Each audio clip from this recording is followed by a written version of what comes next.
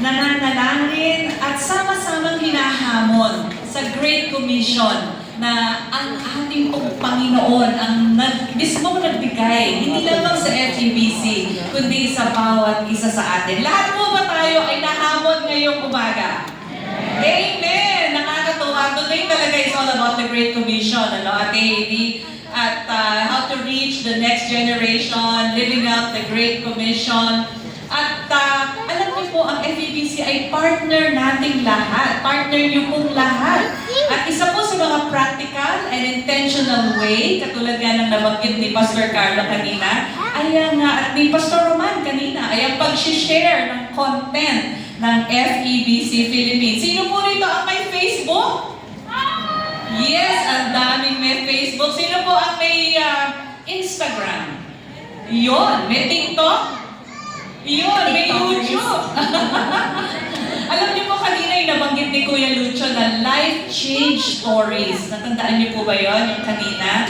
Ito po ay nasa ating social media content lahat. Sa YouTube, sa website. At ito po ay isang practical and intentional way na paraan na pwede nating magamit lahat. Kung meron pong ini-impress si Lord sa puso ninyo na tao na gusto niyong share, napakadali nito, Ate Heidi. All you have to do is copy the link and get it and share it to the person that you want to minister to.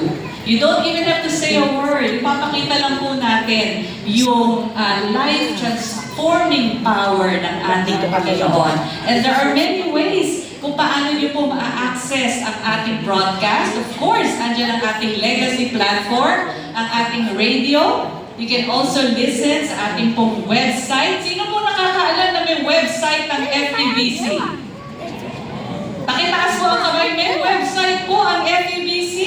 Diyan din yung mga job openings natin. Oo, ano din yung mga job. Napakarami pong makikita doon. Nandoon ang ating Canvas of Hope, ang ating mga donated paintings sa FEBC that you yourself can avail of. Ang ating mga different ways to listen to our stations. Pwede po bang makisuyo? Kung pwede makibisita po ang ating website mamaya. FEBC.ph. Ayan, nandyan din po. Pwede po kayo pumunta sa ating YouTube page at Facebook page. May Instagram po tayo. All you have to do is visit that and share our content. Kaya, aasahan po ba namin kayo? Yes, please like, share, and comment yung pong ating mga content doon.